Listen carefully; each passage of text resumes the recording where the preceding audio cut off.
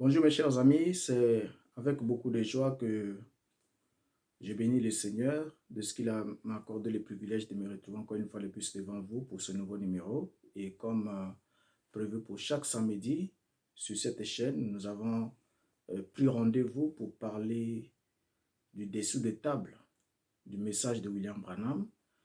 Et chose promise, chose due, nous allons aujourd'hui aborder encore un nouveau sujet et nous allons parler évidemment de la colonne de feu. La colonne de feu, pourquoi est-ce que nous devons parler de la colonne de feu? Parce que bien évidemment, ils sont des milliers de gens dans le monde, des milliers de gens dans le monde qui se laissent, disons, quelquefois abusés par certains enseignements de William Branham, y compris diverses contrefaçons, juste à cause du fait que, selon eux, Branham était confirmé par une colonne de feu qui le suivait, qui l'accompagnait. Et le fait qu'il soit confirmé par une colonne de feu, selon ces déclarations, permettait alors à ce qu'il puisse être, qu'on puisse lui accorder du crédit, parce que pour certains, se dirait, écoutez, la Bible est un livre mystérieux, et comme livre mystérieux, il faudra que l'interprète de la Bible soit couronné par, ou coiffé par une colonne de feu, et c'est la colonne de feu qui doit en quelque sorte confirmer un ministère, et ça, Branham aussi l'a clamé très haut et très fort. Parlons des prophètes des temps passés, parlons de Moïse. Il a souligné que ces prophètes étaient confirmés par une colonne de feu. Et pour cette raison, nous aimerons ensuite ensemble plutôt, introduire ces sujets sur la colonne de feu, pour se poser une seule question, d'abord en premier lieu pour savoir, est-ce que la colonne de feu, telle que nous la connaissons dans la Bible, nous prenons le temps de lire quelques versets bibliques, est-ce que la colonne de feu biblique a-t-elle vocation de confirmer un ministère quelconque? Et avant de parler alors de la confirmation, nous devons alors d'abord noter que la confirmation est l'action de confirmer, soit de vérifier quelque chose. Donc quand on parle de la confirmation, c'est une action qui consiste à vérifier ou encore à confirmer une action ou encore à vérifier quelque chose si la chose est conforme, conforme à la règle, conforme au texte, conforme à ce qui a été annoncé. Alors donc confirmer, c'est en d'autres termes affirmer l'exactitude d'un fait. Donc lorsque Dieu confirme quelque chose, Dieu affirme l'exactitude de cette chose pour montrer que cela vient de lui. Alors selon la Bible, est-ce que Dieu confirme-t-il ses prophètes par une colonne de feu? Ça, c'est la première question.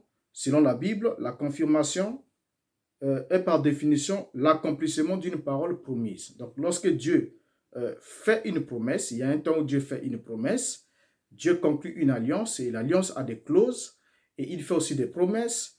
Et une fois que la promesse est accomplie, c'est-à-dire quand le temps arrive que Dieu accomplit cette promesse, il l'amène à terme, il l'accomplit.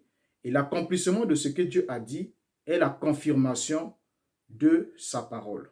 Donc Dieu ne confirme pas un homme, Dieu confirme sa propre parole. Et c'est pour cette raison que lorsqu'on voit, on voit plutôt, on se pose la question sur la confirmation, on ne voit pas la Bible introduire la colonne de feu comme étant un élément qui contribue à la confirmation d'un prophète ou d'un ministère quelconque. Alors, Dieu confirme sa parole en accomplissant ce qu'il a promis. Ça, c'est sa manière à lui de confirmer sa parole. Il dit dans Ésaïe 44, verset 26, « Je confirme la parole de mon serviteur et j'accomplis ce que prédisent mes envoyés. » Donc, voilà comment Dieu confirme sa parole. Il dit qu'il confirme la parole de ses serviteurs et il accomplit ce que prédisent ses envoyés.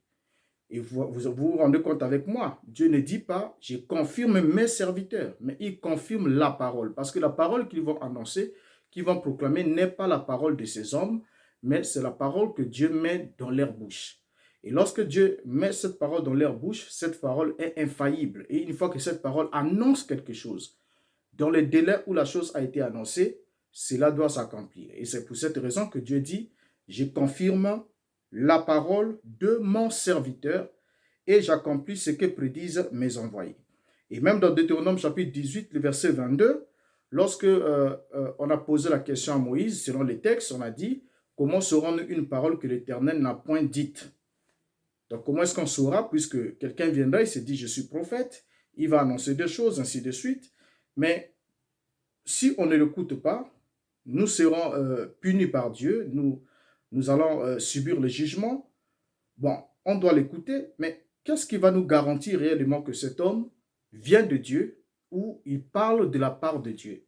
Comment est-ce qu'on saura que la parole qu'il nous annonce est la parole de Dieu et non la parole d'un homme? Et c'est alors que Moïse va les répondre dans Deutéronome 18, verset 22. Quand ce que dira le prophète n'aura pas lieu et n'arrivera pas, ce sera une parole que Yahvé n'aura point dite. C'est par audace que le prophète l'aura dite. N'aie pas peur de lui. Donc, ça, c'est l'un des indices. Vous voyez que Dieu confirme la parole. Dieu ne confirme pas un homme. Bon, je ne sais pas si vous avez des versets bibliques où Dieu a confirmé les hommes.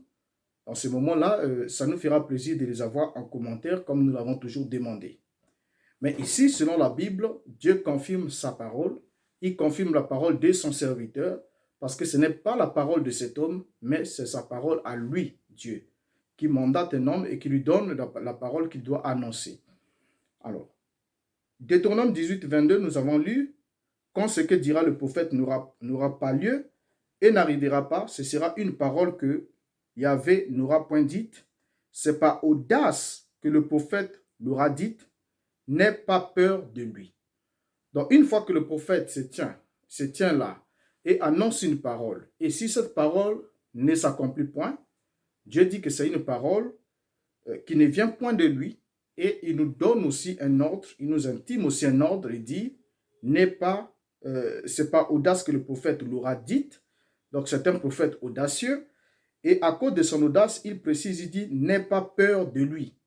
En d'autres termes, si la parole annoncée par le prophète s'accomplit, nous devons alors craindre ce prophète, on doit avoir peur de lui parce qu'on sait que c'est un serviteur de Dieu, il a annoncé la parole de Dieu, Dieu a accompli cette parole, ça veut dire que Dieu authentifie la parole qui a été annoncée par cet homme.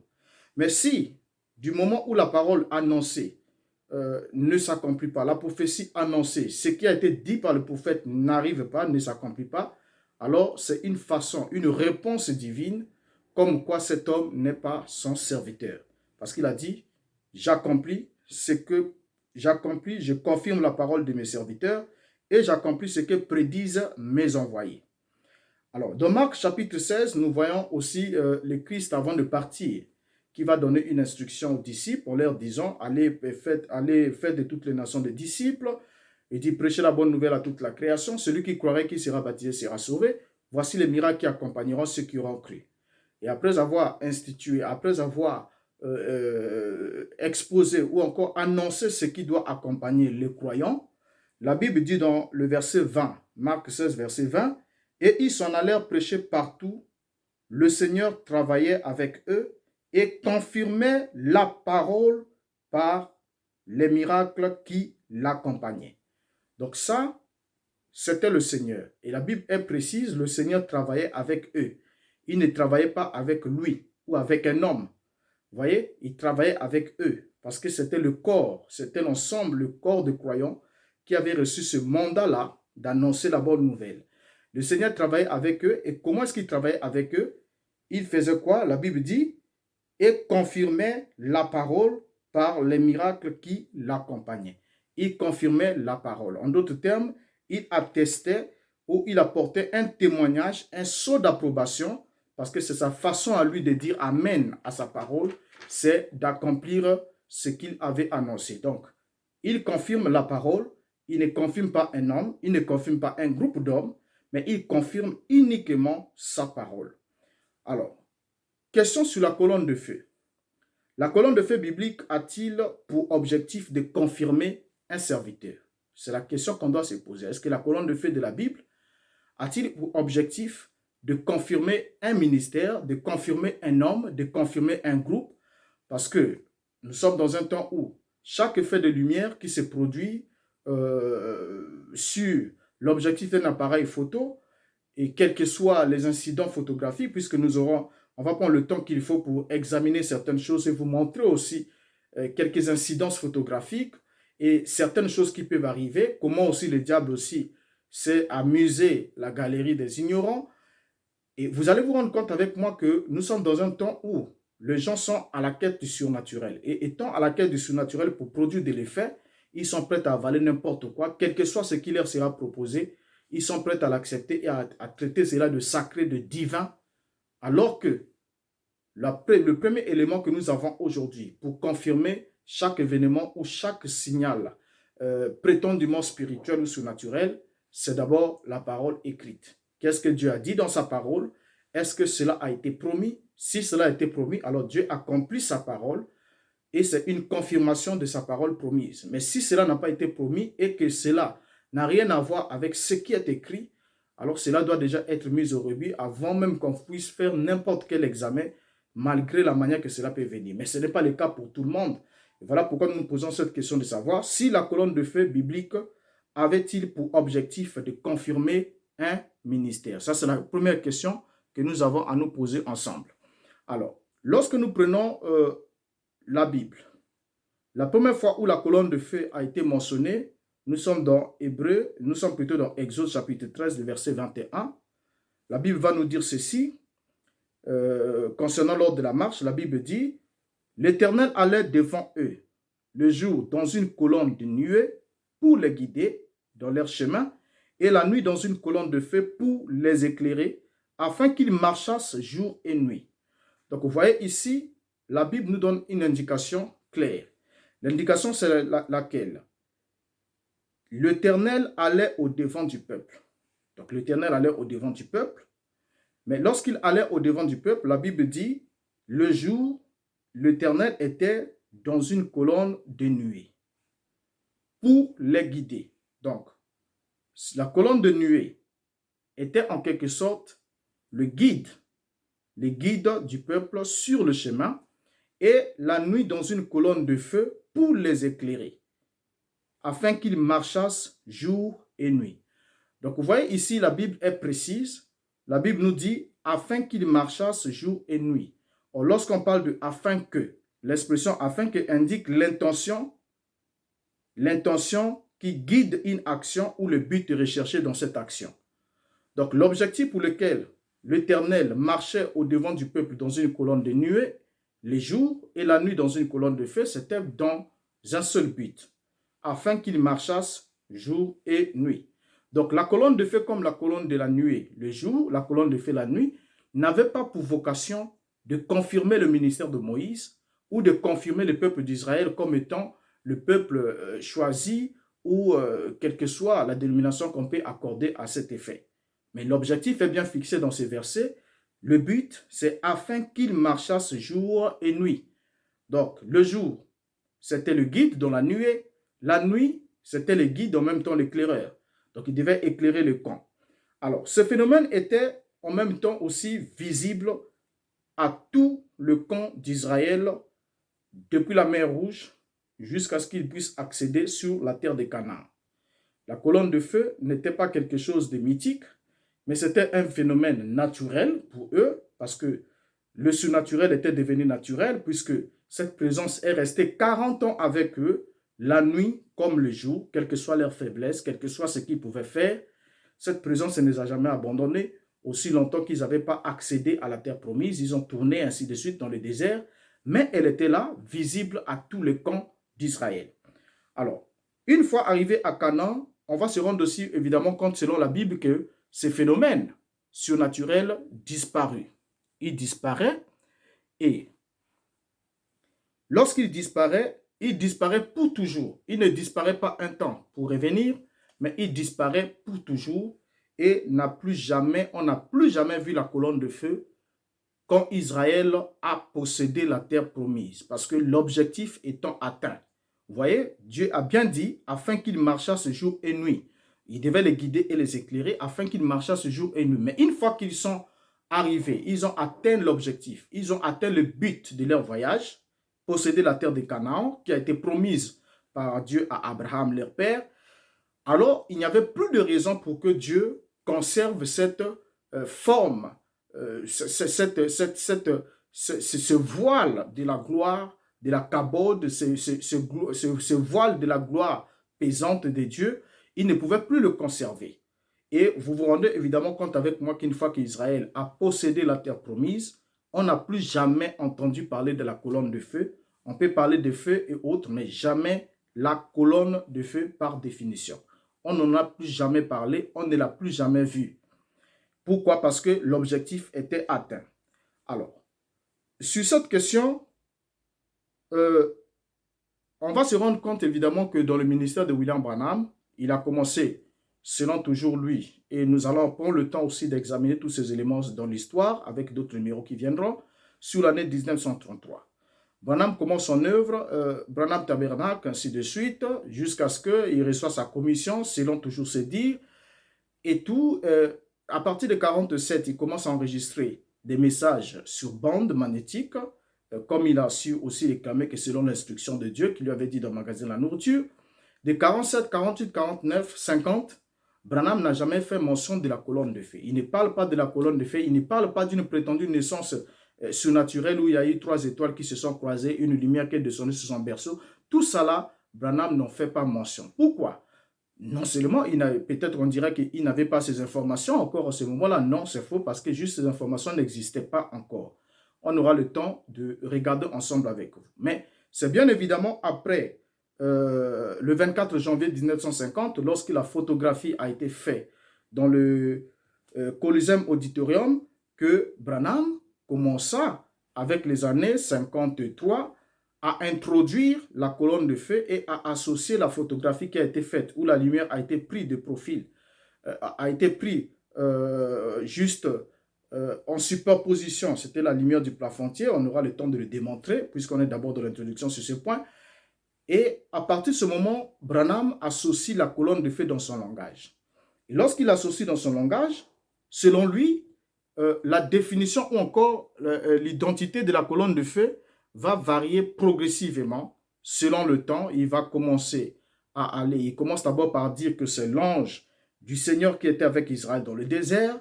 Ça, c'était la première des choses qu'il a eu à dire. Non, cette colonne de feu, la photo que vous voyez là, la lumière photographiée au-dessus de ma tête, c'est le même ange du Seigneur qui était avec Israël dans le désert. Et ensuite, il va aussi déclarer que c'est la même colonne de feu qui conduisait les enfants d'Israël. Donc, c'est le même ange qui est avec Israël dans le désert, c'est l'ange du Seigneur qui est avec Israël dans le désert. C'est en même temps la colonne de feu qui conduisait Israël. Ensuite, en troisième lieu, il va déclarer que c'est Christ. Et après, il va dire que c'est Jésus. Ensuite, il va dire que c'est le Saint-Esprit. Après, il va terminer pour dire que c'est Dieu qui se tient là, qui s'est laissé photographier avec nous. Et bien évidemment, il va encore couronner cela en déclarant que cette lumière qui est sur la photo, c'est l'ange qui l'accompagnait depuis sa naissance et qui lui révélait la parole et qui accomplissait ou opérait des miracles de guérison dans sa vie ou dans son ministère. Alors, tout ça, ce sont des déclarations que Branham apporte au sujet de cette photographie de la lumière au-dessus de sa tête. Alors, il y a plusieurs choses que les suiveurs de William Branham ignorent à ce sujet. Quelles sont les choses qu'ils ignorent à ce sujet? Ils ignorent premièrement que la colonne de feu de la Bible était une colonne de feu visible à tous les camps d'Israël et même Pharaon et son armée ont pu voir cette colonne de feu. Donc, ce n'était pas quelque chose qui demandait à ce qu'on puisse faire partie d'une classe à part pour pouvoir la voir. Même Pharaon et son armée ont pu percevoir cette colonne de feu lorsqu'ils poursuivaient Israël, bien évidemment, en deçà de la mer Rouge avant leur traversée. Et en deuxième lieu, ce que les suiveurs toujours de William Branham ne se posent pas de questions, mais ne savent pas, c'est que la colonne de feu de la Bible avait des dimensions d'une grande colonne capable, parce que quand on parle de colonne, on parle d'un dispositif en architecture, c'est un dispositif de forme cylindrique, et qui, en quelque sorte, part de la terre jusqu'au ciel, en d'autres termes, qui est verticale. Et cette colonne de feu, étant donné que c'était le voile du grand Yahvé, alors elle avait aussi des dimensions considérables. C'était une grande colonne capable d'éclairer le camp d'Israël qui comportait pratiquement près de 2 millions de personnes. Donc, ce n'était pas quelque chose de minime, ce n'était pas une petite source de lumière dans le désert, mais c'était une colonne, comme la Bible dit, parce qu'elle devait éclairer le camp d'Israël.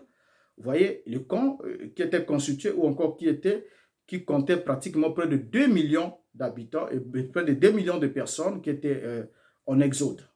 Donc, cette colonne n'était pas une petite source de lumière, mais c'était une grande colonne, comme la Bible le dit. Colonne, le terme c'est colonne, ce n'était pas un petit halo de lumière, ni encore une lumière de forme oblique, mais c'était une colonne. Et quand on parle de la colonne, la forme est verticale. Elle n'est pas oblique, mais elle est verticale. Ça, c'est aussi très important. En troisième lieu, c'est que nos amis toujours ne savent pas, c'est le fait que la colonne de feu biblique n'était pas un ange. Selon la Bible, la colonne de feu n'était pas un ange, mais la colonne de feu de la Bible était le voile de la kabod de Yahvé, soit le voile de sa présence. Ce n'était pas un ange. Il y avait une distinction claire entre la colonne de feu et l'ange. Et la Bible précise cela dans Exode chapitre 14, verset 19. Nous voyons dans cet épisode, la Bible dit, Exode 14, verset 19, « L'ange de Dieu qui allait devant le camp d'Israël partit et alla derrière eux, et la colonne de nuée qui les précédait partit et se tient derrière eux. » Donc vous voyez bien ici que la Bible est précise. L'ange marchait devant le peuple, et lorsque le peuple était arrivé dans cette embuscade, vous voyez, Pharaon qui le poursuivait derrière avec son armée, la Bible précise et dit que l'ange de Dieu qui allait au devant du peuple, qu'est-ce que l'ange fut? L'ange qui allait au devant, qui allait devant le camp d'Israël, partit et alla derrière eux. Donc c'est d'abord l'ange qui va d'abord derrière eux pour assurer leurs arrières. Et la Bible continue en disant, et la colonne de nuée qui les précédait partit et s'éteint derrière eux. Donc on se rend bien évidemment compte que selon la Bible, l'ange et la colonne de nuée sont bel et bien des éléments distincts qui ne sont pas à confondre, pour dire que la petite lumière qui a été photographiée au-dessus de la tête de William Branham, c'est l'ange du Seigneur qui conduisait Israël dans le désert. Ça ne marche pas. Ça ne marche absolument pas parce que l'ange était l'ange et la colonne de feu ou la colonne de nuée était aussi la colonne de nuée, et c'était des éléments à ne pas confondre. La quatrième des choses, c'est que la colonne de feu de la Bible n'est jamais entrée dans une personne.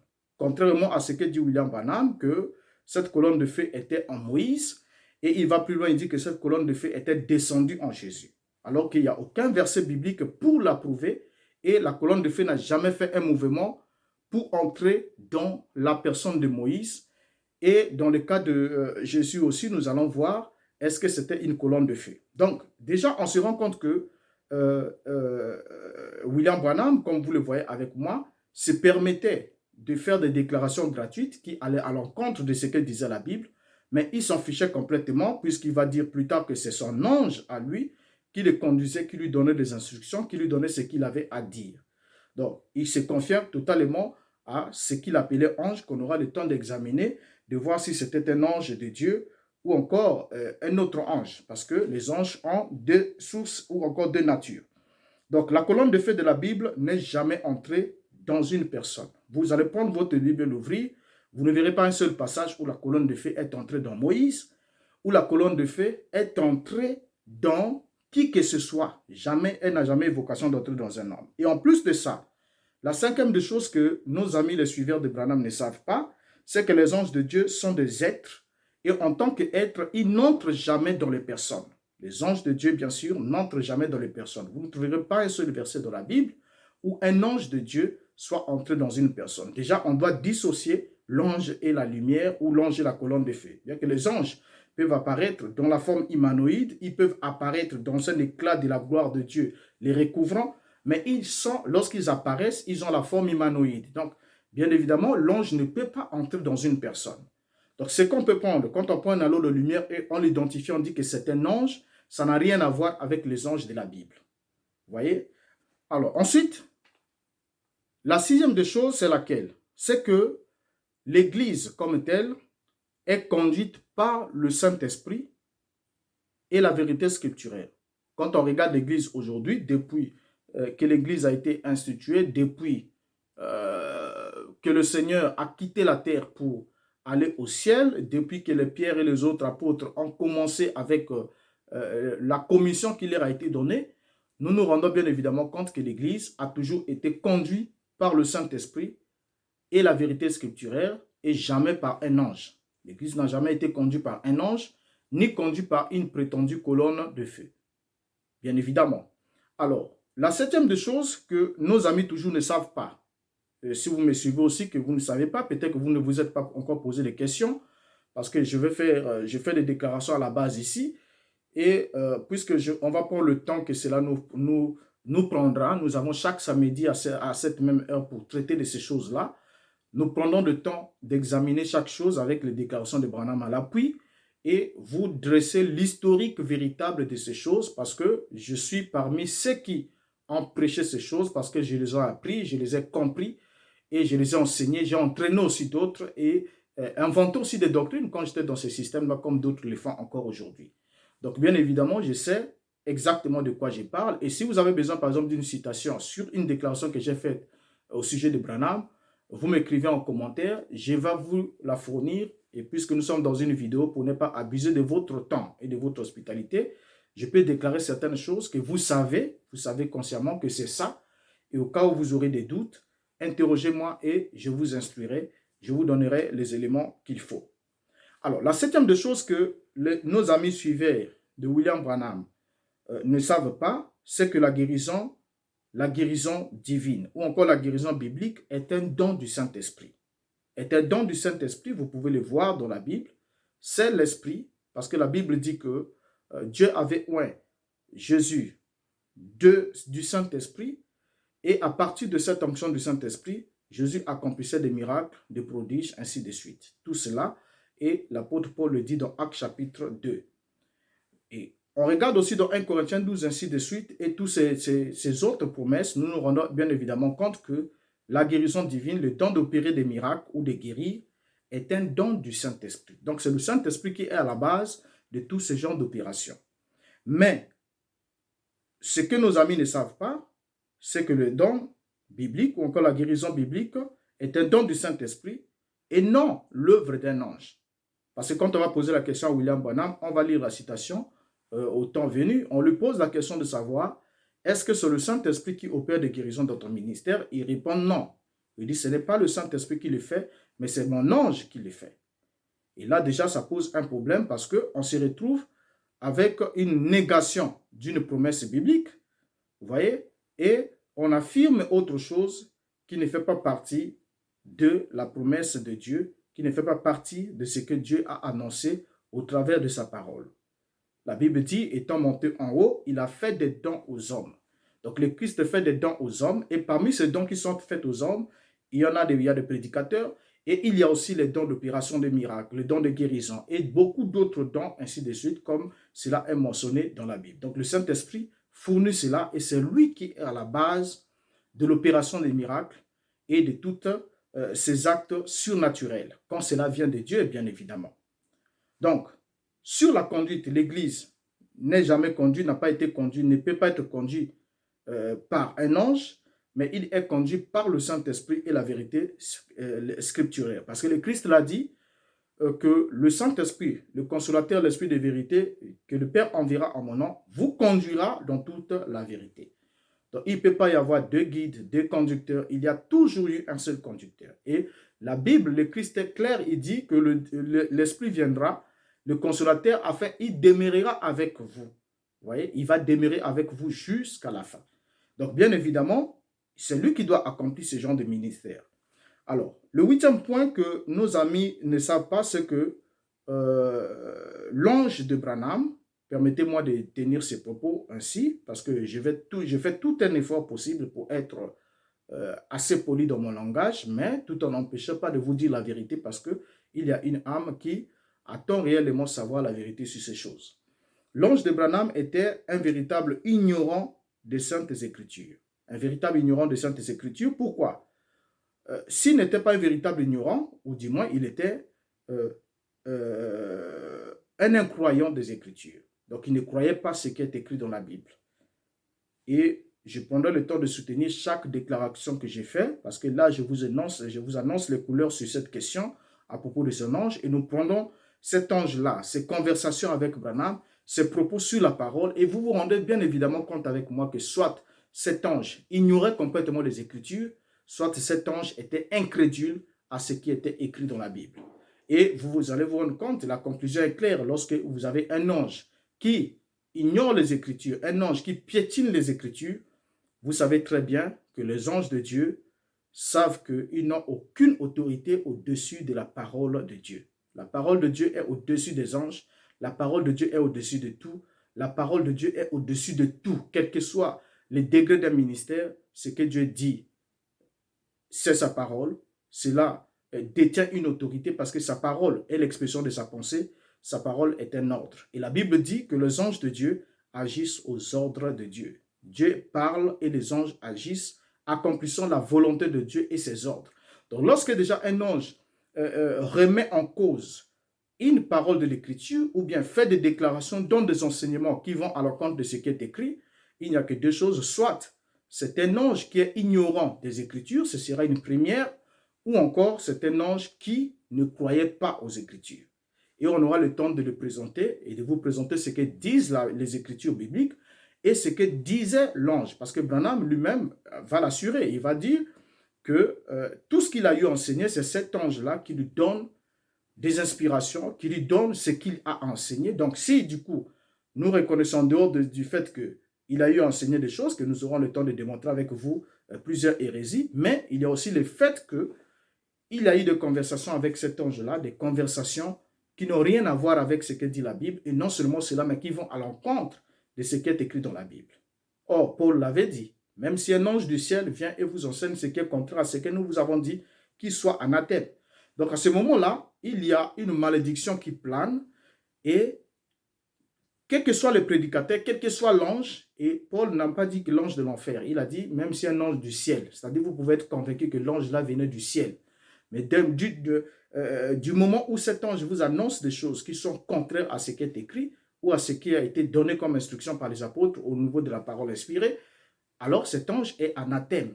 Et on doit avoir le courage de le dire. Si vous ne le faites pas, alors vous prenez part à ces mauvaises œuvres et vous serez condamné avec lui.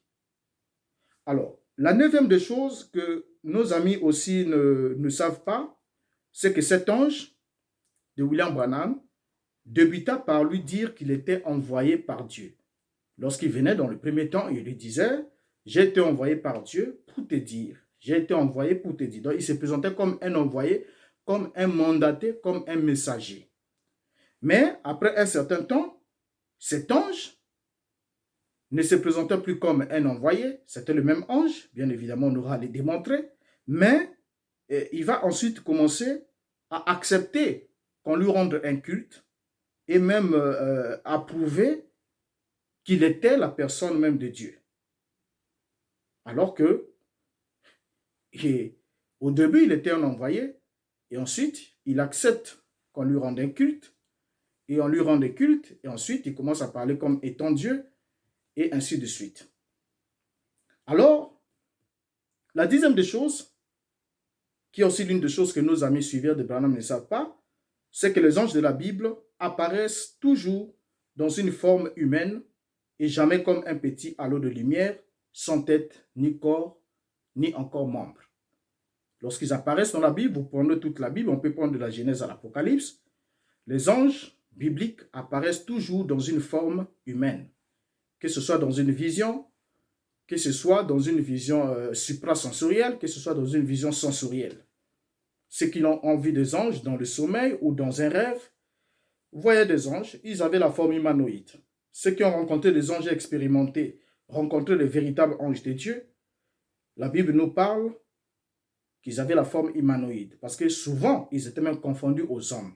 Vous pouvez dire, j'ai vu un homme, ou des hommes apparurent, leur dire ceci, ou bien quand je l'ai vu, je tombais à ses pieds. Donc ils avaient des pieds. C'était jamais un petit halo de lumière et qui a été taxé du nom d'un ange. Ça n'existe pas dans la Bible, ce vocable-là n'est pas biblique. Les anges de la Bible sont des êtres qui apparaissent dans la forme humanoïde, comme vous et moi, au point d'être confondus à un être humain si on ne fait pas attention. Parce qu'il peut apparaître avec un déploiement de puissance, tout comme il peut apparaître son déploiement de puissance comme un homme ordinaire, mais ils sont des anges, messagers divins. Alors, le 11e élément que nos amis ne savent pas, c'est que les anges, cet ange de Branham a laissé Branham enseigner des doctrines de démons. Et je vais le dire, ce sont des déclarations qui sont fortes, mais on va le prouver parce qu'il y a une chose est de déclarer quelque chose, une autre chose est de prouver pour soutenir ce que nous faisons comme déclaration. Donc cet ange a laissé Branham enseigner des doctrines des démons, enseigner par exemple que le zodiaque et la pyramide sont des Bibles, alors que cela n'a rien à voir avec la Bible, la Bible authentique bien sûr. Donc en enseignant que ce sont des Bibles, on aura le temps de regarder avec vous pour voir d'où vient cet enseignement, lesquels enseignent que les zodiaques et la pyramide sont des Bibles. Nous allons les démontrer et vous aurez la lumière.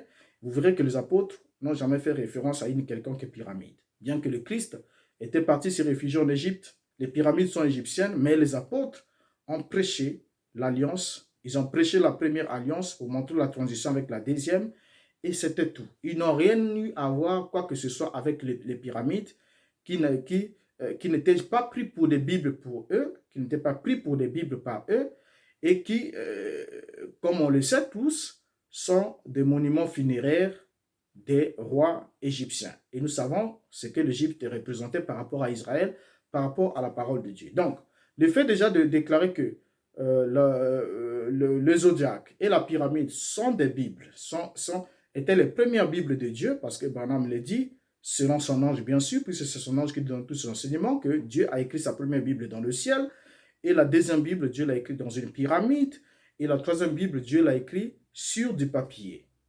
Donc aujourd'hui, étant donné que nous avons Internet, on pourrait dire que Dieu aurait écrit la quatrième Bible maintenant dans le monde sur support des ondes, parce qu'aujourd'hui, vous naviguez, vous rentrez dans Google, vous avez des versions bibliques et tout, la Bible n'est plus sur papier.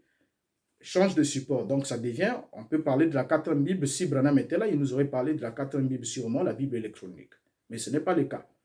Alors, l'ange l'a laissé non seulement enseigner cela, cet ange l'a laissé enseigner la numérologie, cet ange l'a laissé enseigner que Ève avait commis l'adultère avec Satan, qu'on aurait à démontrer pour voir la cacophonie et la confusion qu'il y a dans la bouche de William Branham. Tantôt, c'est Satan qui a eu des rapports sexuels avec Ève. Tantôt, il nie que ce n'était pas Satan, mais c'était le serpent. Et après, il revient encore pour dire non, ce n'était pas le serpent, c'était Satan. Et au finish, il vient encore pour dire non, Caïn, Abel et Seth sont tous les trois des enfants nés d'union sexuelle ou encore nés de deux parents, Adam et Ève. Donc, toute la gamme de confusion sur la sémence du serpent, nous aurons le temps de revenir pour étudier la source de cette doctrine qu'il a dit être cachée dans le sceau et révélée par l'ange d'Apocalypse 17, nous aurons le temps d'étudier tout cela. Donc ça, ce sont des éléments que nous jetons à la base pour que vous vous rendiez bien évidemment compte avec moi des hérésies que cet ange a laissé Branham enseigner. Alors, cet ange a même laissé Branham enseigner qu'on peut adhérer à la franc-maçonnerie après qu'on soit déjà devenu chrétien. Et cela a fait l'objet de débats et d'autres, voilà, d'une façon ou d'une autre, alors que la Bible est claire. On ne doit pas y avoir de communion entre Christ et Bélial. Il ne doit pas y avoir de communion entre les fidèles et les infidèles.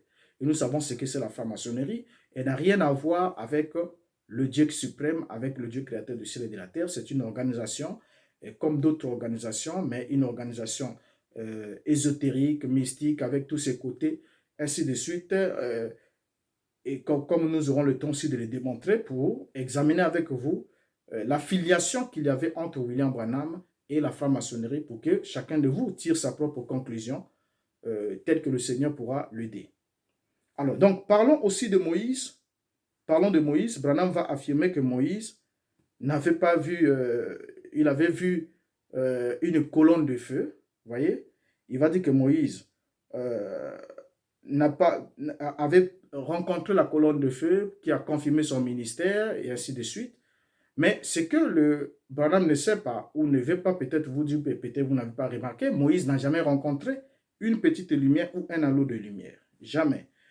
La Bible dit, Exode chapitre 3, le verset 2, l'ange de l'Éternel qui lui apparut dans une flamme de feu au milieu d'un buisson. Moïse regarda et voici le buisson était tout en feu et le buisson ne se consumait point. Donc quand l'ange apparaît à Moïse, la Bible est précise. La Bible dit que l'ange de l'Éternel apparut à Moïse dans une flamme de feu. Donc l'ange était là, un être, vous voyez, mais il apparaît à Moïse comment? Dans une flamme de feu. En d'autres termes, Moïse pouvait identifier l'ange. Mais seulement, l'ange était dans une flamme. Ça ne veut pas dire que la flamme, si c'était, il n'y avait pas un ange, il y avait juste une flamme, la Bible aurait dit non, il y avait une flamme de feu qui est apparue. Mais la Bible dit l'ange lui apparut dans une flamme de feu. Et quand l'ange apparaît dans une flamme de feu, le feu brûle, mais le buisson qui était là ne se consumait point. C'est ça qui était le surnaturel. Et la suite du verset, quand vous lisez plus bas, la Bible dit, alors l'Éternel appela Moïse du milieu du buisson ardent ou du milieu du feu, et dit Moïse, Moïse, et il répondit, me voici. Donc, en regardant ici, on voit que selon l'expérience que Moïse a passée, donc Moïse n'a pas vu juste une petite lumière, mais Moïse a vu l'ange lui apparaître dans une flamme de feu. Et quand il a dit flamme de feu, il n'a pas dit colonne de feu. Soyons précis. L'expression colonne est donnée non à cause du contenu encore du feu, parce qu'on ne doit pas s'amuser avec les termes. Quand c'est un éclair, dites l'éclair. Lorsque c'est le feu, dites les feux.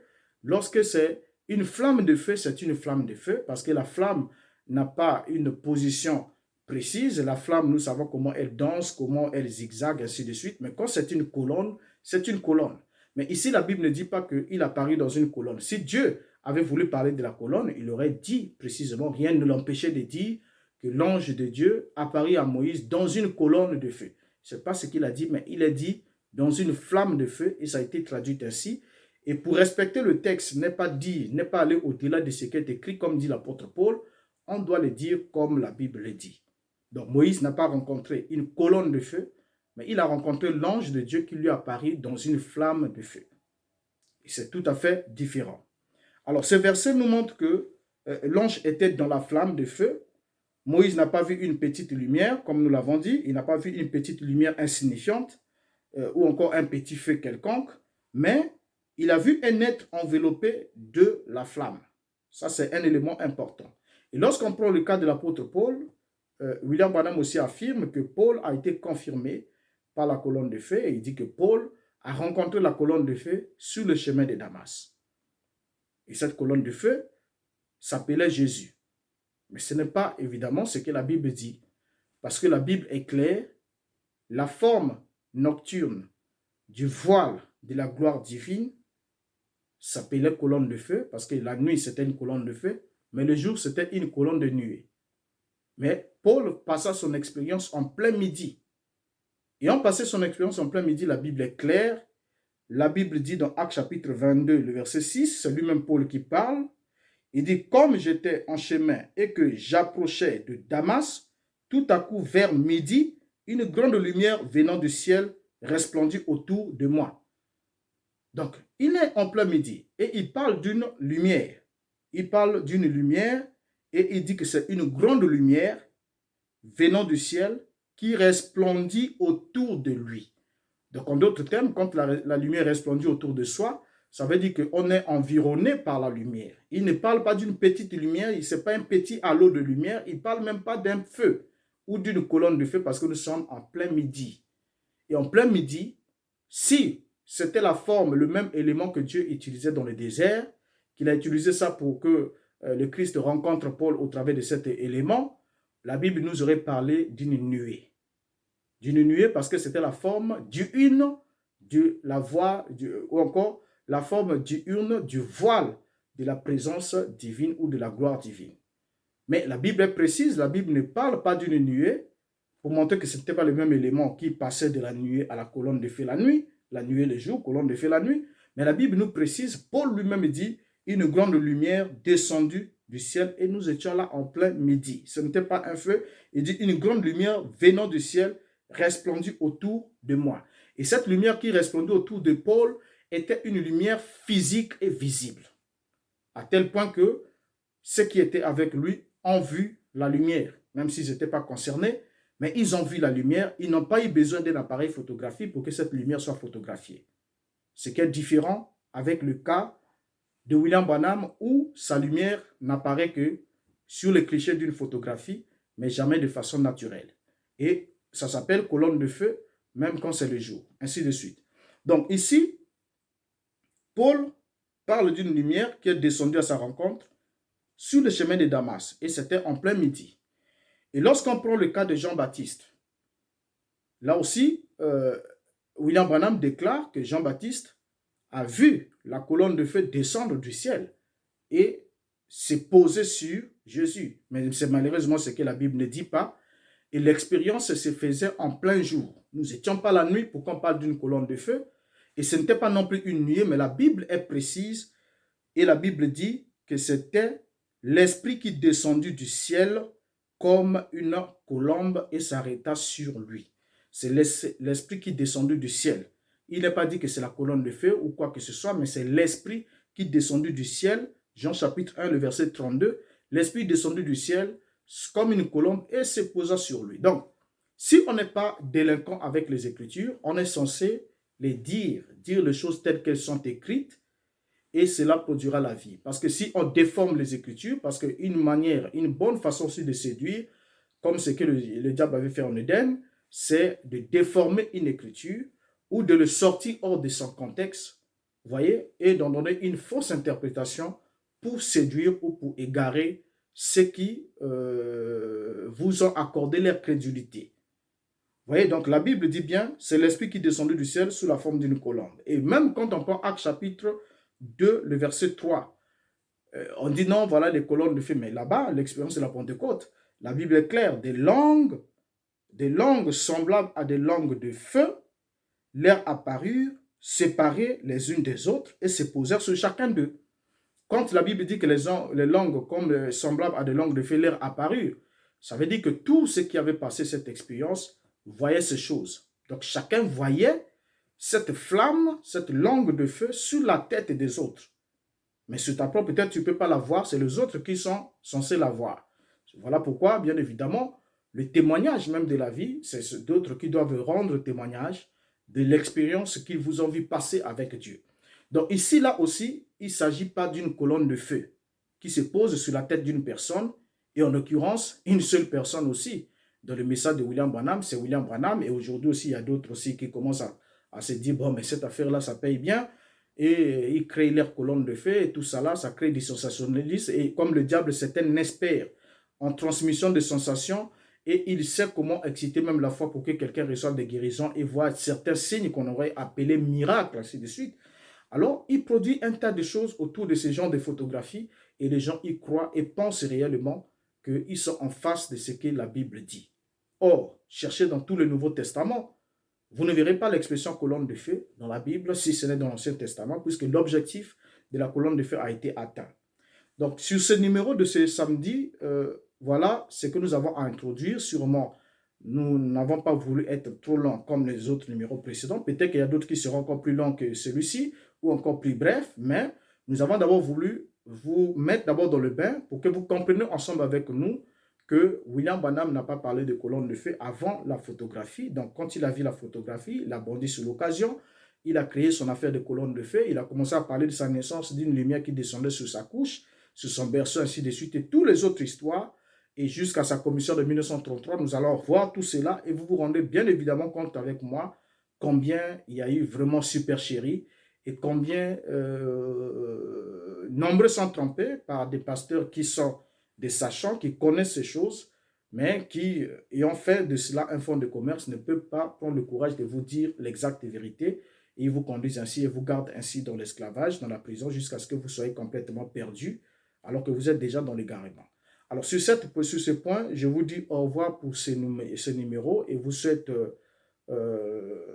bon fin de week-end, et puis vous donne rendez-vous pour le samedi prochain à la même heure, même chaîne. Nous allons continuer de parler sur la colonne de feu. Sûrement, nous prendrons d'abord la photographie du 24 janvier. Qu'est-ce qui s'est réellement passé pour qu'il y ait cette photo? Et vous allez écouter les diverses déclarations de William Branham concernant cette photo. Vous verrez l'ambiguïté de William Branham et vous comprendrez. Parce que lorsque la vérité se dit avec des mots simples, des mots clairs. Et la vérité n'est pas modifiable, la vérité est rectiligne, elle est droite, elle ne va pas en zigzag. Une chose et son contraire, une chose et son contraire. Et puis, les récits véridiques n'évoluent pas au fil des temps. Ça dit, cette année, on dit une chose, et l'année qui suit, on modifie, c'est la même histoire, mais on ajoute d'autres éléments. Et l'année qui suit, on ajoute d'autres éléments, et on ne fait qu'ajouter, ajouter, jusqu'à ce qu'on emmène les gens au-delà du chaos. Mais moi, je pense que lorsqu'une expérience est véridique, dès la première fois où l'on raconte cette expérience, on a puisqu'on est plus proche du moment où on a passé l'expérience, on peut alors apporter plus de détails la première fois et peut-être les autres fois, on peut oublier d'autres détails. Mais on ne peut pas apporter juste un seul détail. Après les autres fois qui viennent, progressivement, on commence à se souvenir d'autres éléments qu'on doit commencer à ajouter, ajouter, ajouter. Alors cela montre bien évidemment la mauvaise foi et la mauvaise volonté qu'a la personne dans son objectif de vouloir séduire. Donc je vous donne rendez-vous pour le samedi prochain. Si vous avez aimé la vidéo, partagez-la. Partagez le lien, invitez aussi les autres pour qu'ils regardent. Et nous sommes prêts à échanger avec vous en commentaire. Je suis aussi prêt à être contacté pour d'autres éléments, pour tout ce que j'affirme, afin de prouver cela, parce que je sais qu'il y a des gens qui ont basé leur vie, qui ont investi leur vie là-dedans. Et il faudra que nous disions des choses de façon sérieuse, pas juste parce qu'on est contre un homme, on est contre personne, mais on veut juste que la vérité éclate et que ceux qui sont destinés pour la vie saisissent l'occasion de voir la vérité et voir la porte de sortie pour ne pas périr avec les incrédules. Alors jusqu'à ce qu'on se retrouve le samedi prochain, portez-vous bien. Ma prière est que Dieu vous garde et qu'il nous garde tous. Et s'il nous accorde encore la grâce de nous retrouver encore le samedi prochain, de la même chaîne à la même heure, nous ne manquerons pas de lui dire merci en un mot. Et je vous dis alors au revoir, que Dieu vous garde. Merci.